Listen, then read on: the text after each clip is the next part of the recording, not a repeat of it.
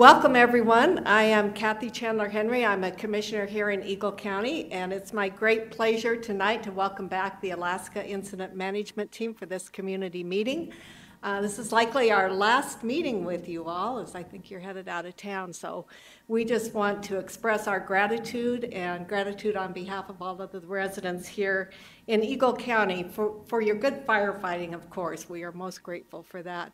We're also grateful for the communications. You guys have just been pros at that, for all the instructional videos, from the things that we've learned about the fire and about firefighting, and also for the feel-good stories, so that everybody was just happy to have something to smile about, besides the snow. But the story of the hunting knife, I think, brought a lot of joy to everyone. So this last evening that we're here with you, we just want to wish you Godspeed. We want to say that you'll always have a special place in our heart here in Eagle County. Thank you. Thank you, Commissioner Chandler-Henry, and thank you, Eagle County, for once again hosting us here. It's a very beneficial thing for us to be able to use facilities like this. Thank you very much. I'm Sam Harrell. I'm Information Officer with the Alaska Incident Management Team. And this community meeting is not going to be much different than the ones that you have watched us do before. We're broadcasting live on the Grizzly Creek Fire Facebook page. It's also being translated and simulcast on the Mi Salud Mi Charco Facebook page. This will be recorded, so if your friends miss it or you have to leave for a little bit of it, it will be recorded and you'll be able to catch it later and follow up. Same rules are going to apply. You'll put your questions into the comments section there on Facebook. Let's keep it focused at just questions for the fire and for our subject matter experts that we have on hand tonight. And who we do have here tonight, we have Incident Deputy Commander Tom Kurth with the Alaska team. We also have our Operations Chief John Glover come back with us. Senior Supervisor with the Colorado Department of Transportation, Chuck Decker, is with us. Appearing remote from Glenwood Springs, where he is David Collerly. He's the Burned Area Emergency Response Team Leader, and he'll be able to tell us all about that and how they're going to be able to help the forest here. We also have, with the incoming Type 3 organization, we have David Boyd of the Upper Colorado River Type 3 organization. He's the information officer. We'll be working with that team. He's here to represent the team. And then to wrap up the presentations, we have Scott Fitzwilliams, the White River National Forest Supervisor. We'll have questions moderated by my colleague, Cale Casey, with the information team. And two more of our colleagues are helping us with the presentation and monitoring Facebook, Sunshine Meitzner and Mike DeFries. So thank you all for being here to help us, and I think we're good to go here. Tom, let's kick it off with you. All right, thank you, Sam. Again, Tom Kurth, Deputy Incident Commander with the Alaska Interagency Incident Management Team. A group of about 70 individuals here who help organize this entire effort to get this incident under control here. So we've been here about 18, 19 days, something like that. And so I think most of the news we have tonight is good news, and we'll talk about where we're headed, and then we'll let our operations chief explain what the current situation is and what it looks like and what it might mean for you folks here as time progresses here into the winter. We've been certainly a little weather beaten today. We've had critical fire weather, which has meant sunny, warm, windy conditions, and then today we ran into some serious rain, sleet, and snow here, particularly up at the higher elevations here. So we're unraveling our operations with those conditions in mind here. I think the good news really is we've managed to meet our objectives that were outlined by our cooperators, and particularly the U.S. Forest Service and Colorado State and Garfield counties and BLM. But the number one objective has always been firefighter and public safety, and that's the most important thing that we can come out of here. We had very few injuries. Our COVID mitigations worked really well for us, so no exposures or no cases to report here. And so that's always the best news. And then private property and infrastructure and utility lines and everything have pretty much returned to normal here. Communities of Glenwood Springs and Eagle, the communities of Eagle and over here on the east side have all been protected. And we have actually gained a containment line in the last week or so here. So we're looking at 91% containment, and there'll be a small section of line that's left open, and John Glover will address that and some of the interior fire that you'll see here. So. You know, it's always a lot of satisfaction for wildland firefighters to be able to gain containment under conditions like we've had, red flag warnings and that sort of thing. And that's much to their credit. You know, we have a lot of very talented firefighters out there that come from all throughout the country, including Alaska.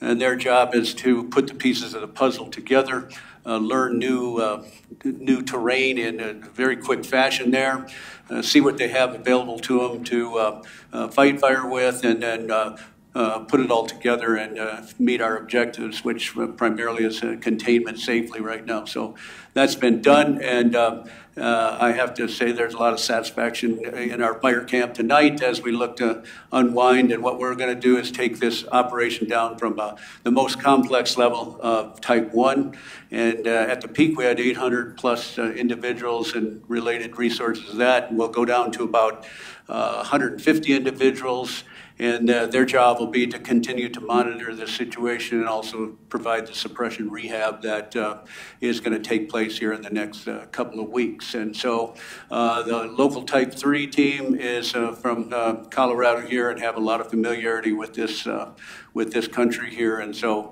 you're going to be in good hands as we move out of here. And we'll be turning that over to that type 3 team tomorrow morning at 6 o'clock. And then we'll be headed to Denver and out on a chartered jet that's taken care of by the interagency coordination and head up to Alaska tomorrow. So, or correction, on Thursday here. So that'll all be taking place here. You know, I think it's probably a good opportunity to say thank you to our cooperators here. That's Garfield and Eagle County. Certainly CDOT's had a huge part in this, and I understand, you know, as we arrived here, the highway was closed down for 14 days. That's quite an imposition for this area here. And those guys, working with those guys is quite a remarkable experience. They restrung all the I think it was Excel who restrung all the power lines through there. And so, you know, you get a lot of people working for you in this area here. And so our appreciation goes out to them and all the work that the public servants have done around here. So we'll be going out of here with a good feeling. And the work that we had with not just the cooperators, but also the agencies, the U.S. Forest Service, the Bureau of Land Management, Colorado State Forestry, Eagle and Garfield counties, again, that's their emergency services, fire departments, and that sort of thing. And lastly, it's really the people of this area here, the residents of the communities who have shown their appreciation, made us feel welcome, demonstrated their appreciation, made conversation here, and we can tell they take great pride in the communities they live in here. And so it's all been a very good experience for us, and so a serious and warm thank you from the Alaska team to all the folks that we got to interface with. So, Sam, I'll turn it back over to you and John here. We'll bring John Glover up here, Operations Chief with the Alaska Incident Management Team. All right, John. All right, good evening, everyone. A couple of updates with the fire. Like Tom said, we're at 91% containment out of 32,464 acres. Currently have 6 crews, 1 helicopter, about 21 engines left, 3 tenders, 5 dozers, 6 excavators, and right as of last report, this is on Yesterday's list would be about 383 personnel, and like Tom said, we're demobbing down, getting those numbers down to about 150.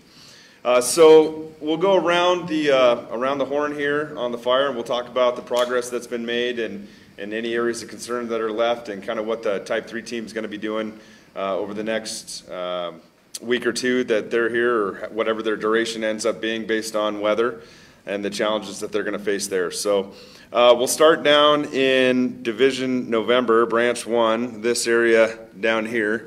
Last time we met, we were trying to push containment up and around the no-name drainage and get it up and around the northwest corner. We had great success in there. The folks were able to get good depth on containment, and things held through the last couple of days of significant fire weather that we had.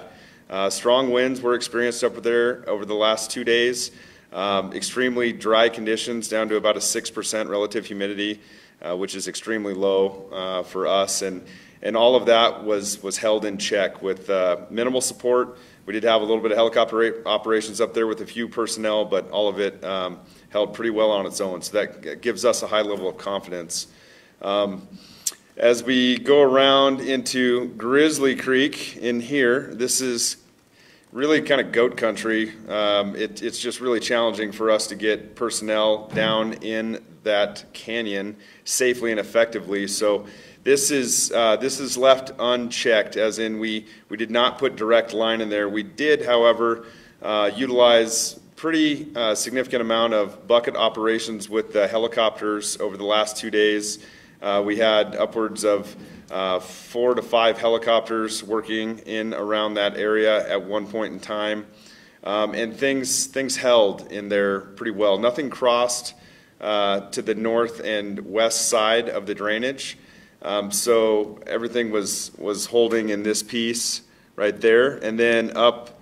I don't want to overload you guys with crayon here, but up in this piece, it's checked up against a rock scree and then a fuel transition, and that didn't progress to the east or north at all either. So high level of confidence in that. And then, as you can imagine, the last time I was up right in this area, which is significantly lower elevation than up top. So at the kind of up by Adventure Park, there was a few inches of snow there already, about 3 or 4 inches of snow, and it was just steadily falling. And then up higher elevation, up in the H1, H2 area, they were getting significant amounts up there. So that's all positive for keeping that area in check. And as it melts and sloughs down, that will continue to help and support the Grizzly Creek from moving.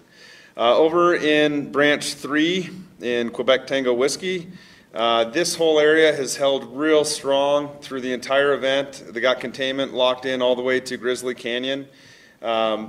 That's been in patrol status for the last few days. The only stuff that we've been seeing, you can see some of these red dots in here, and those are heat signatures. Most of those are well interior, talking half mile to a mile. And it looks a little different on the map at times, but the actual perimeter and with slope and topography, their closest ones are about a half mile. The ones that were closer to the line, they were in there working those with engines and soft tracks and other personnel and equipment. So high level of confidence on that stuff. Obviously, this is not an IR from today. It would look quite different. So this is a couple-day-old infrared imagery that we're dealing with. But all of this area is looking good, and I'll explain a little bit more when we go to another map in a minute. Division X-ray in here. This piece has, again, been monitored and patrolled significantly. They did work a little bit up here over the last few days, even with the wind and the heat and pushing on that ridge top really significantly. Nothing was trying to come out and over. It's hard to define, but right in across there, that's a pretty significant cliff wall in most of that area. So where you see heat signatures close by, it's pretty inaccessible to get to, and the fuels around that don't have any crowns left in them, meaning they don't have the ability for any ground heat to climb up in ladder fuels and then create spotting potential. So a lot of that is downed large logs that are just retaining heat in there, but everything within 100 or 200 feet of the edge has been walked through and felt and touched by hand to ensure that it's cold.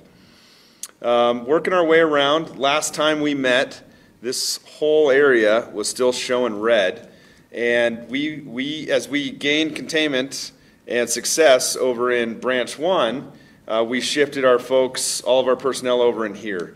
And really we stacked up about 3 crews plus overhead and engines and equipment, and they put a real good hurting on all of that ground. They were able to get containment. That's where you see the jump up to 91%. It's because this piece got locked in. They gridded that, again, cold trailed all of it by hand, 100 to 200 feet in most areas, and nothing was showing good success in there through the 2 weather events. And then again, this is under, well, at least by noon today, had about 4 to 6 inches of snow on it up there. So that's definitely some reinforcement for that. Lastly, into Division Alpha here, right in this area. Again, this has been a patrol status for the last few days. They've been monitoring that. No real heat signatures coming off. I think the last time we met, or I guess just before the Glenwood Springs community meeting, we had a chance to fly right in here. That's all locked in, looking real good. Flew that with IR, real close and carefully. And really, we did not expect, well, we didn't expect the snow, but even still, we didn't expect the being able to lock this piece in here, and we anticipated having a little bit of heat on the south end, but glad we were able to make some extra progress and get that piece locked in for y'all. So really the significant concern, if you want to call it that, is the north end, and with the weather that you guys received today, I think it's been greatly diminished. Definitely something to keep an eye on with the Type 3 team as things dry out, but it feels like we're starting to turn a little bit of the corner with the weather, and a lot of that moisture that's going to hang in there at that higher elevation is going to do a lot of good work for keeping that subsided there. Can you flop to the other map, please? Okay, so with all of the efforts through the initial attack of this fire and trying to keep and limit the spread, there was a lot of dozer line, a lot of hand line put in. You see green here, you see red here. These lines in here, these are all dozer lines and hand lines, so using bulldozers or heavy equipment to put in control lines. Part of our tasking was to initiate suppression repair, or carry that over from what the Great Basin team initiated, and rehab these lines, repair them back to or as close to their original state as possible. Where you see green is where that's been completed. Where you see red line, this still will need to be completed, and red dots are like points or culverts or gates that are in the process of being addressed. Where you see orange, like right down in here and just above Division Zulu, that's stuff that's been completed but needs to be inspected. So as you can see, the whole Quebec Tango Wisco area, at least the majority of it with the exception of this piece, has been completed. These are like culverts, so the actual line has been completed. We still have work to do down on the south end here and up in November as well. The incoming team will be working to complete that. They will be dealing with some challenges with weather, and obviously, a lot of moisture on those roads makes it difficult to get personnel in and out of there, and we typically want to make less of an impact, so having it dry out a little bit is helpful for us before we initiate some of that water barring and additional work in there. But you will be seeing equipment up in here. The reason these were left, remember, was because we were concerned about the open edge in here, but now that that's locked off, they're going to be going to work on this stuff that I'm highlighting and looking to complete that over the next week or two. They have a fair amount of equipment in there. They have good overhead and management to be able to support that operation, and as long as weather permits, they'll be able to get there and get that done pretty quick. So really that's about what I got for an operational update for you guys. We're happy to answer questions at the end. And I would like to say on behalf of the firefighters here on the ground that we just really appreciate the overwhelming support from the county and the civilians and everybody else that's approached us and thanked us and tried to buy us coffee or whatever else. It's just been an incredibly warm welcome. We felt at home here, and we just, from the bottom of our hearts, really would like to show our appreciation and say thank you to the community members. Thank you. Thank you, John, very much. Before we turn to you, we're going to take a pause here, Chuck, so our translators can switch. It is kind of trying keeping up with John. He talks pretty fast. So they're switching from seat to seat here, and headphones will give them a chance to switch over. You bet, Chuck. And while they're switching, the audience is definitely going to be curious about any stormwater issues, any potential slides. I know you're going to talk about that anyway, but while we're waiting for the translators. Just kind of give us an update, Chuck. A lot of it's going to be driven by the questions that people are sharing with us here, and we'll get to those when we're done. So I believe they've probably had enough time here to switch over. So now, Senior Supervisor with Colorado Department of Transportation, Chuck Decker. Thank you, Chuck. Go ahead. Hey, hi everyone, and thanks for having me here. I think first of all, since this is our last meeting, on behalf of CDOT, we'd really like to express a great deal of gratitude to the Great Basin team and the Alaska team when you guys came in. The support you brought to our community and to our counties and to our state was just fantastic, and we really appreciate everything you guys had done for our community here. And never enough gratitude goes to you guys with your boots on the ground. I mean, you guys are what make it all happen, and we super fantastic. I can't even say the words enough. Appreciate what you guys have done. So not a lot of big changes for us, and with obviously a big change in weather has come our way. Everybody's concerned now, about I-70 and if it's going to close, when it's going to close. I think it's probably inevitable. At times it will. Especially if we get that half inch of rain within an hour's period, we'll kind of put everybody on notice and maybe expect the highway to close at that point. This storm here, I mean, it brought beneficial moisture, of course, to the fire, but I think the forecaster have said it's pretty much at a slow enough rate that we don't have to have a big concern about any flash flooding or flooding with this. I think it was the perfect type moisture that's coming in slow and steady. Obviously, there's always that potential for rockfall. There's potential rockfall all the time, but the snow will maybe push a few more here. But we have people watching that all the time. 24 hours a day, we have people on call to respond to those rockfalls or potential debris that'll come down on the highway. So other than that, it's just going to be business for us for here on out, probably for another year or maybe a little more, about continually monitoring that canyon every time it does rain or anytime we get moisture, high winds, anything that might bring any debris. But we will always have people on call, people watching that for us and ready to respond and get people out of that canyon, and people's safety absolutely first all the times on our agenda. So, Bridge repair on the bike path.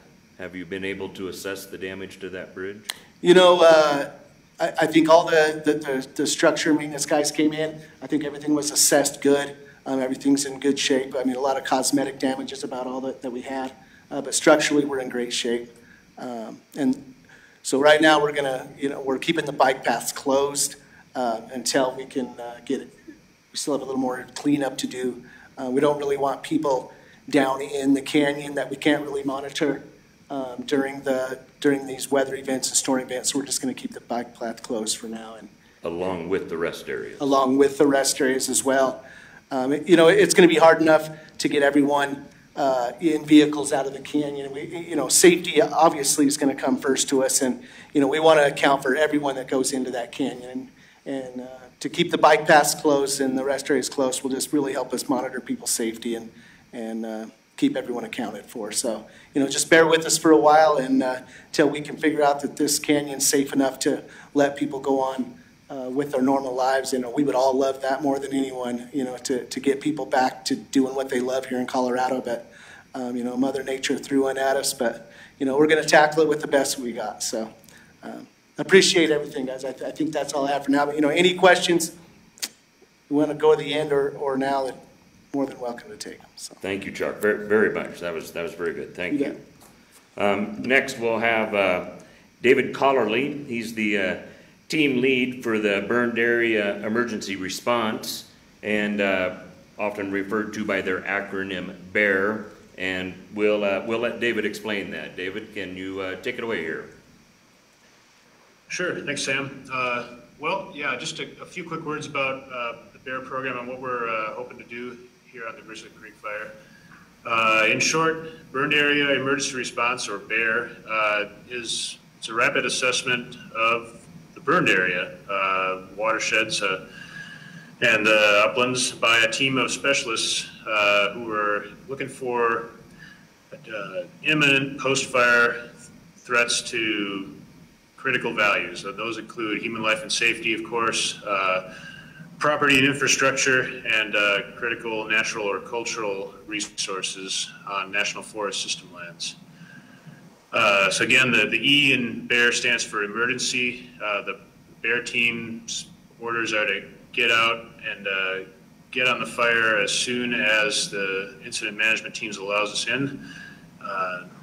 In the case of the Grizzly Creek fire, there actually was enough concern that an early BEAR team was mobilized while the fire was still in full swing. So obviously, this BEAR team didn't get out on the ground. There's just too much going on for suppression to allow it. But we really wanted to get a look at potential impacts and help get that information out to all of our emergency response partners without waiting for the fire to get down to a lower key level that would allow us to start doing an on-the-ground assessment. So that happened a few weeks ago. Now that the fire's winding down, and I guess really winding down today, the full BEAR team is here, and actually we're able to get them out on the ground yesterday to start field work before the weather came in.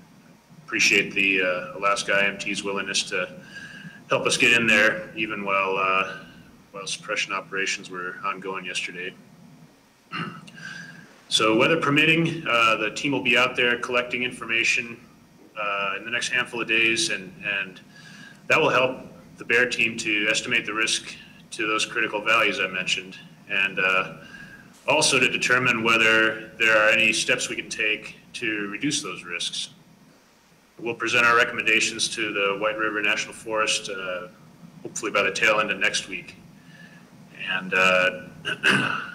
real quick, if you could throw up a burn severity map. One of the products the BEAR team produces is a soil burn severity map, and I can't see it, so I'm going to trust that it's up there, or until someone tells me different. All right. The map that you're about to see starts as a merging of two different satellite images.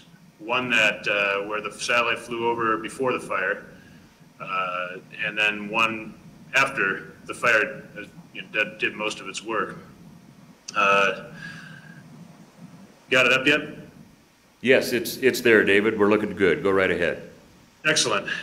So the BEAR team specialists then go out and they'll try to calibrate that map to dial it in a little better to reflect best the actual fire effects they're seeing on the ground. So on the map you see there, green means burned, unburned, or burned at a low severity. Yellow is moderate, and then red would be high burn severity impacts to the soils. And that information is important to get a handle on because it helps the BEAR hydrologist to estimate where increases in flooding are likely to be the greatest relative to pre-fire conditions. And it also is information that is then used by the U.S. Geological Survey to predict the probability of debris flows by individual watershed. And this is all work that that happened, like I said, a few weeks ago, kind of in a preliminary sense, and the fire's done a lot of burning since then, so the full bear team is now prepared to get out and kind of repeat that effort and go a little further and make actual recommendations for mitigations. But all of this information, you know, flood risk, debris flow risk, the soil burn severity, and so forth, goes out then to all of our partners, including CDOT, City of Glenwood Springs, Eagle and Garfield counties, and several others, to help them plan for and you know, emergency response actions, and you know, take care of the values that they're responsible for taking care of. That's all I had. So yeah, thank you, and I'll stand by for questions. All right, David, thank you very much. We'll go to our next David here, David Boyd. David Boyd is going to be the Public Information Officer with the incoming Type 3 organization, and he's here representing that team tonight. So take it away, David. Yeah, thanks, Sam. First of all, a big thanks to the Alaska Type 1 team, who are definitely leaving us in a good spot with this fire. So we really appreciate that. Yeah, as Tom mentioned earlier, this is the local Type 3 team. So, you know, our IC is Eric White. He's works for the Forest Service here in Eagle. The deputy works for the Forest Service out of Rifle. I'm based out of Glenwood. We have folks from local fire departments and other local agencies that are all in this team. So we're all familiar with the area. Most of us have been involved in this fire all along. So it's being turned back over to the locals. So and so we'll work from there. And as you know, and as this incident scales down, the amount of information coming out is going to scale down a little bit too. So unless something were to change, we're anticipating this would be our last public meeting on Facebook. We'll continue to keep Facebook updated. We'll continue to keep the NCWeb site updated with all the latest information. But again, as resources are leaving and things are winding down, then the information is going to wind down a little bit too. So thank you. Thank you, David. And last but not least, Scott Fitzwilliams, Forest Supervisor. Thank you, Sam. So 28 days ago, this fire started. It feels like it was 2 years ago. It's a long time. We knew it coming into this would be a haul, and this weather couldn't come fast enough. What a relief to wake up this morning and be cold. Should I start over? Okay, for those who don't lip read, what I said was 28 days ago this fire started, and it feels like a lot longer. It feels like we've been here a long time. And we knew when we started this was going to be a grind, and it was going to be a long time. And this weather that came in, what a gift! And I think it was a gift to the whole state of Colorado. There are fires that were in more serious condition on the front or towards the Front Range, and to get this weather and snow has been a real gift. And so we're lucky there, and we look forward to the next phase of this fire. First of all, thanks, as already been mentioned, to the Alaska team. Great bunch of folks to work with, professionals, and you know, the way you worked with the community here, I know you'll leave here, and we have, you've established just some great relationships and that we can continue to build on, so thanks for that. And then to the communities, as already been mentioned, it is not often you can have a fire that closes down a major interstate and causes the havoc economically and socially and just mentally as this one did, and yet the community pulled together.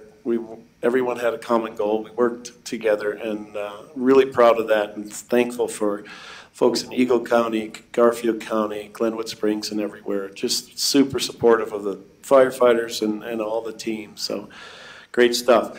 So next phase, it's kind of cleanup time for this fire. There's still believe it or not, these fires won't necessarily go out. We'll be quite amazed that when it dries out in a few days that there's going to be a hot spot here and there. So there's that. But I think one of the main questions we'll have, and I promise everyone, especially for the hunters out there, that we are going to work very hard to get, we'll probably start with Coffee Pot Road. That'll be the first one we'll be able to open. It's going to be a couple days, but I'm really hopeful we can get that open for maybe even before the muzzleloader season that starts Saturday. But we're working at it. I have to get the go-ahead from the team and the operations people before we can do that. But I promise that that's a high priority. I realize that's a big chunk of national forest that people want to access, and especially those who've had tags and things like that. So, and then, so we're going to work on that. Transfer trail is another question that comes up a lot. It's going to be a little longer. There's quite a bit of heavy equipment up there. I can't give you a date yet, but it's probably going to be a week, maybe a little more. But we still have, there's quite a bit of heavy equipment up there that needs to get out of there before we can let the public in there and safely. Let's see.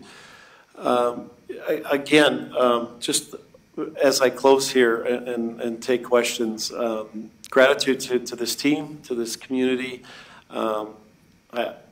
We're really lucky with this weather that's hit Colorado.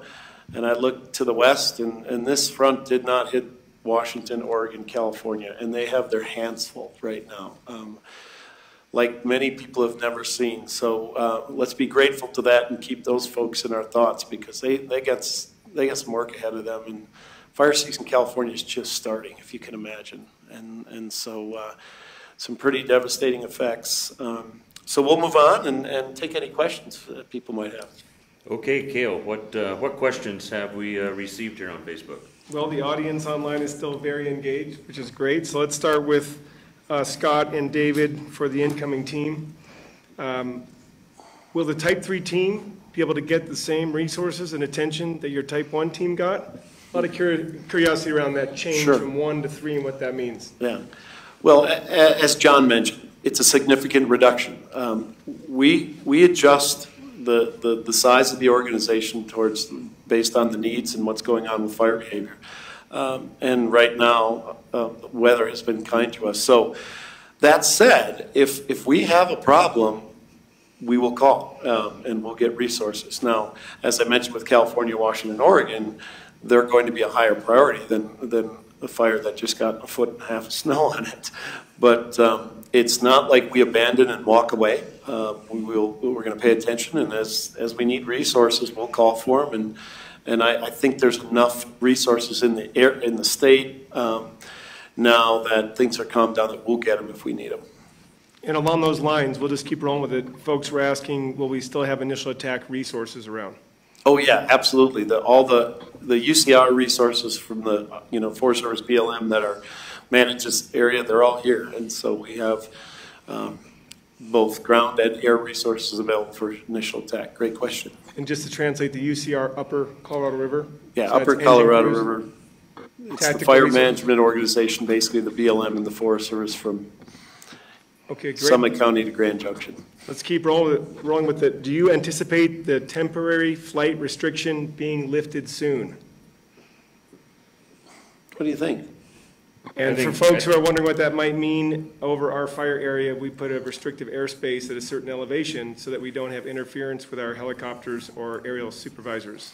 And so now we still have a helicopter attached to the incident that will still be used to do supervision and mapping and such. And so that's a good question from the audience. We'll have John Glover go ahead and give it a crack, but it will be probably on a day-by-day as they use it or not.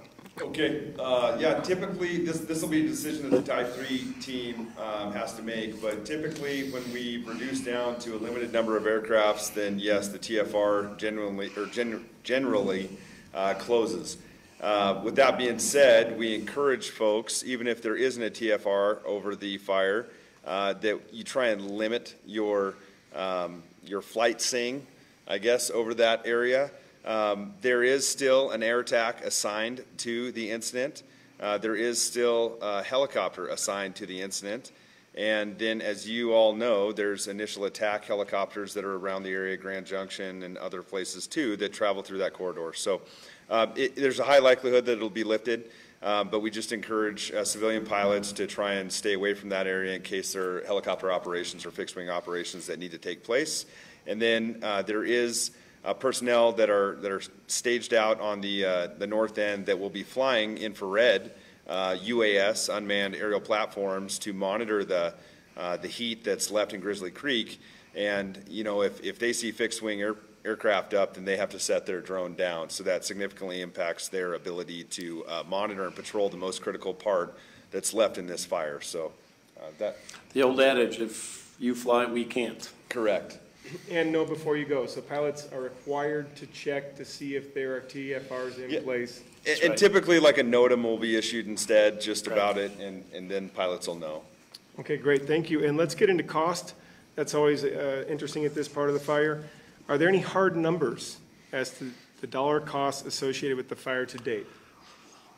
Yeah, as of yesterday, I think it was about $32 million. Expensive. I haven't looked at the breakdown. I can take a look at it, but those first 10 days, it was about $8 million in aircraft, because that was the primary way to fight it, and it's expensive. And then once we, establish camps and crews, it's an expensive. Undoubtedly, it's the largest fire in White River National Forest history. It's also, for sure, the most expensive. And it's just, firefighting's expensive, and the resources we were charged to protect were a lot more expensive. So can I take a crack at some of that there, Cale? You bet, go ahead, Incident Okay, Commander, so Deputy General as Scott was saying, firefighting is very labor intensive and can be expensive, especially when we're going at it hard initially. I think some of the figures from this fire is 1.2 million a day, something like that, when we're using aircraft and we're gearing up logistically to try and support all that. Intensive firefighting in California, and one incident I was on, is almost 2.5 million a day. Those are all big figures here, but let's talk a little bit about how we got there. Original firefighting was in the forest. We were forest rangers, that sort of thing, back in the 20th century when I first started. And a lot of that was protect timber and trees and those sort of things. Now, firefighting today has a completely different spin to it, and it's all talked about in the wildland-urban interface. And that's because people have built into the urban interface where we're butting up against recreational areas and public land and that sort of thing, and that's all a good thing as people seek more space there. But it presents a certain amount of problems for us because we're no longer protecting timber, really. We're protecting public interest in infrastructure, homes, values at risk, all that related thing. So if you look at this fire, and what we did was draw a 5-mile perimeter around the fire, and then we took the values in there. So on our east side, towards the Eagle area, just in that 5-mile perimeter, we're looking at over $100 million of values that we're protecting. Over on the west side, in the Glenwood Springs area, we're looking at about $2.5 billion of values that we're protecting there. So when you start to compare that, that's where you're getting your value. Public entities are under intense scrutiny to perform, and so that's our performance measure that we're looking at. If you just look down the highway corridor, as CDOT will tell you, what we're told is $1 million an hour in economic loss when that thing is shut down. And so those are the numbers we're dealing with nowadays, and so it's all big dollar amounts. But it's a big dollar that you're protecting in the urban interface environment that we find ourselves in all the time. Great, thanks, Tom. And let's go with you, Chuck, about the road and mudslides. A lot of curiosity there now that we have this second or third blast of moisture since we've been here. Have there been any mudslides since it started to rain? There hasn't been any mudslides yet that have actually come onto the highway or covered the highway. I don't think we've just had enough moisture yet. Will it eventually come? Yeah, I think it's inevitable that, once we get a good hard rain until it gets vegetated back in, that we will have some. Hard to say how much or when, but it probably will be. So, we'll just continue to monitor it as good as we can. I think that what we can do really good is communicate that to people traveling in the state and traveling to our state. Is, we're going to watch the weather. You need to watch the weather, watch our reports. There's always a potential we can close that canyon. So I think if you're going to come visit there or travel through there, you need to plan for it, prepare for it. And, you come here, you really need to basically help us help you, by, we want to protect you as much as anything else when you come travel through that canyon. So just keep an eye on it, keep an eye on the weather, and keep an eye on the forecast and anything that through the news. And I wish we could say it's probably never going to close, but unfortunately, Mother Nature is going to probably decide different for us. But all we can do is just our number one thing is to keep the travelers safe, and we're going to do all we can to do that.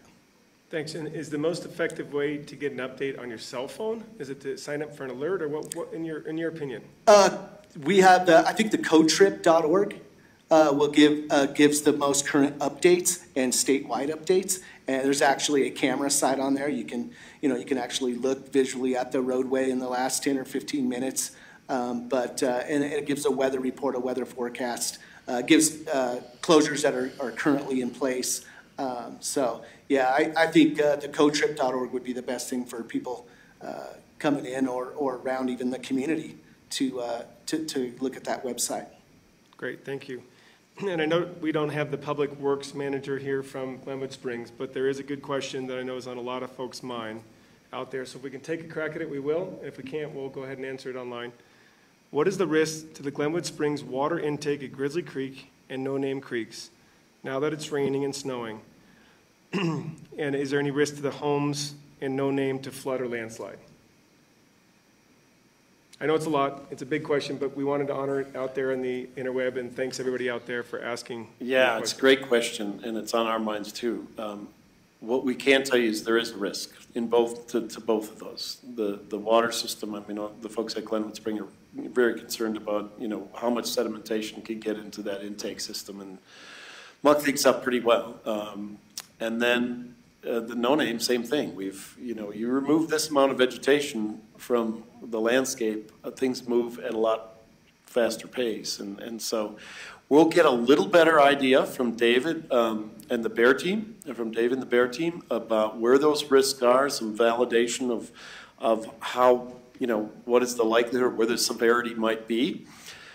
But, these are big landscapes and it's nature, and we can't give a exact percentage or how big a slide might be, but we're going to monitor it. And I think as the Bear team does a little bit more of their work, we'll get a little bit better data, and hopefully that'll help. And we're going to be, as Dave mentioned, we're going to be sharing whatever information the Bear team comes up with, both the City of Glenwood Springs and CDOT, so they can do some calibrating on what it all might mean. Excellent, thank you, Scott. And David, on the note of information flow, I know there's a few questions about the Type 3 team. Will the Type 3 team continue to do updates? We will continue to do updates.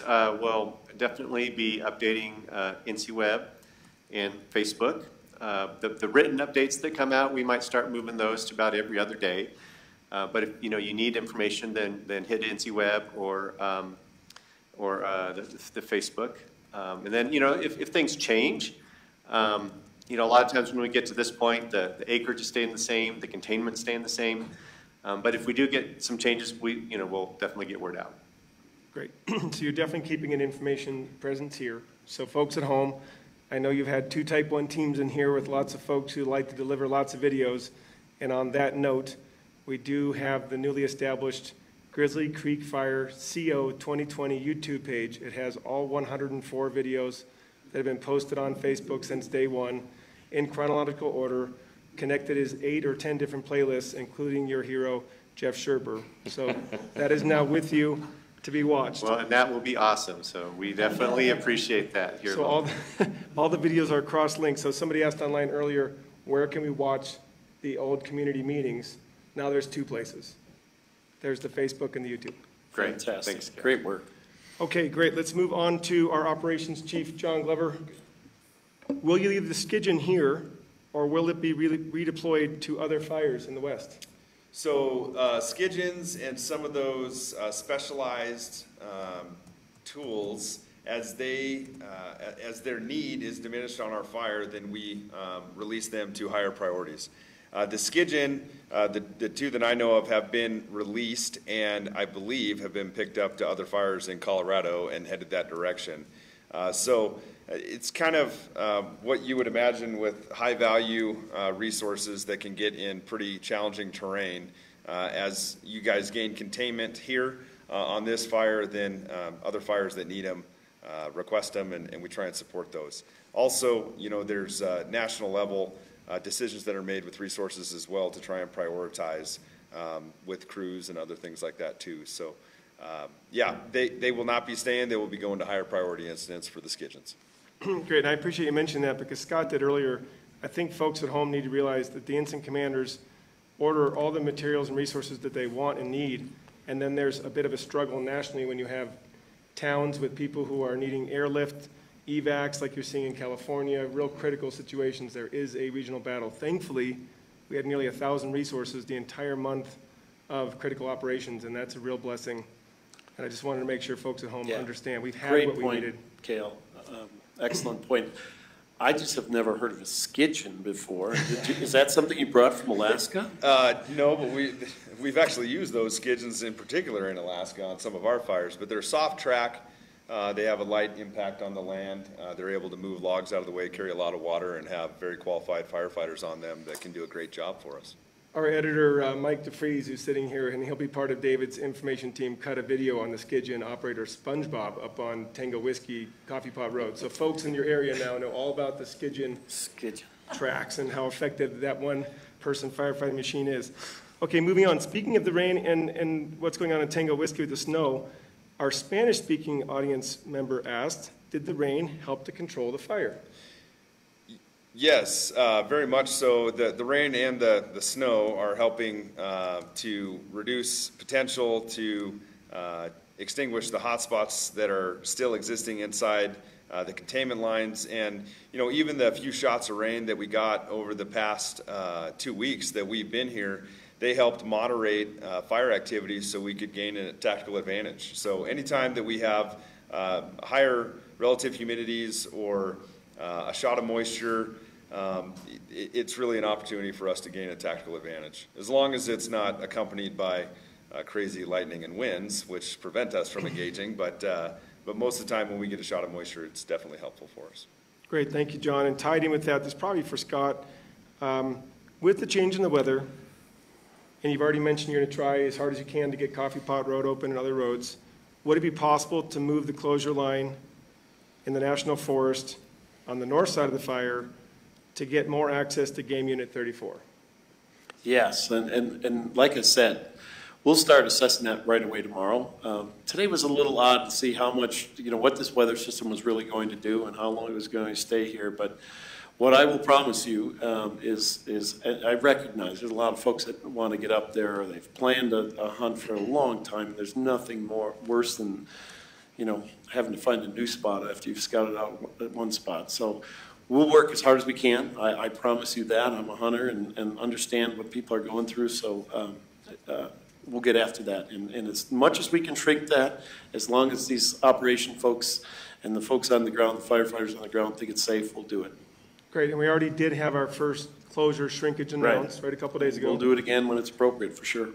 And that can lead to some confusion. So in the questions here, one of the audience members wanted some clarity. One day, Dolan's Gulch Road was open, but then the next day, it's supposedly not. And I do know that there's a jurisdictional boundary between Bureau of Land Management and Forest Service in there, which can get confusing. Right. The BLM portion of that road is open, but it closes at the forest boundary.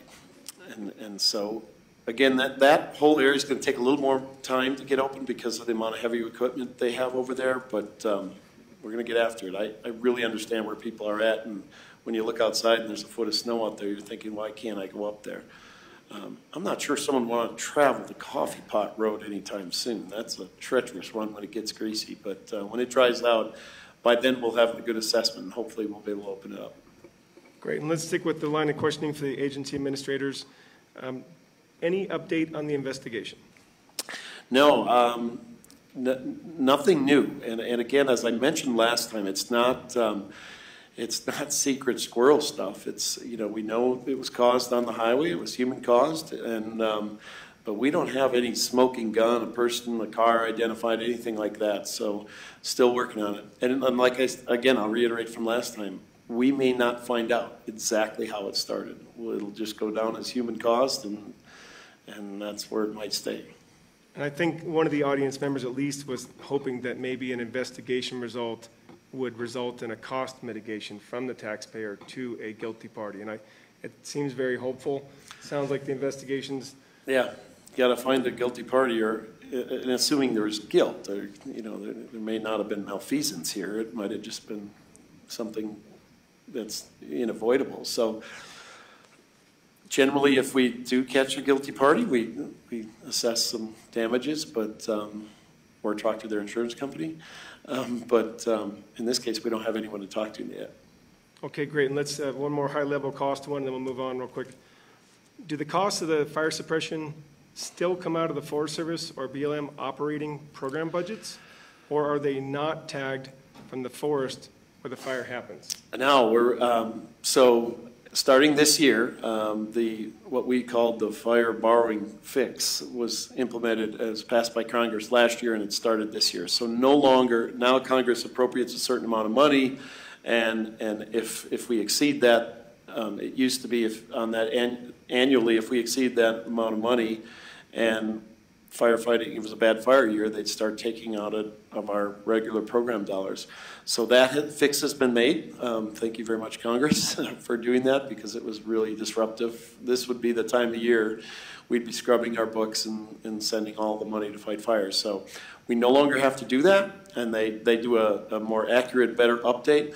Plus, you know, fire funding was appropriated based on historical numbers, and as Tom was saying before, we're seeing this is our new reality. The cost of this, the intensity of these fires, you know, I mean, Colorado's going to have the largest and maybe third largest, fourth largest fire in the same year. We're having the biggest fire ever on this forest. The Arapahoe Roosevelt's having the biggest ever on that forest. There are fires that are doing things no one's ever seen in California and Oregon right now.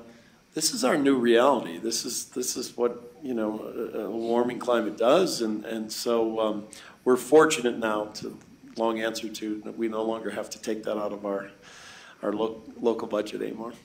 Great, thanks. I know that'll come as welcome news. And the last question for our fearless leader, Sam Harrell.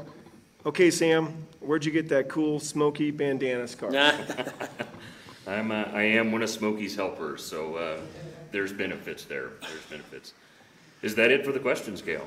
That's what we're seeing. We'll continue to answer throughout the evening until tomorrow morning. All right. Well, thank you all very much. Thank you, presenters. It's a big help to be here and available for questions.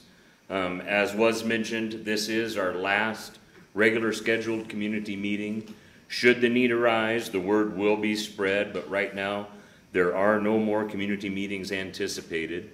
This is being recorded, and it will be available on the Facebook page, Grizzly Creek Fire, and also on the YouTube page that Kale mentioned, which will include all of the videos from the Great Basin's tour through here, through ours. And as Mike DeFries works with David here, and videos that are produced, those will also be found on that YouTube page, Grizzly Creek Fire CO 2020. So those will be there.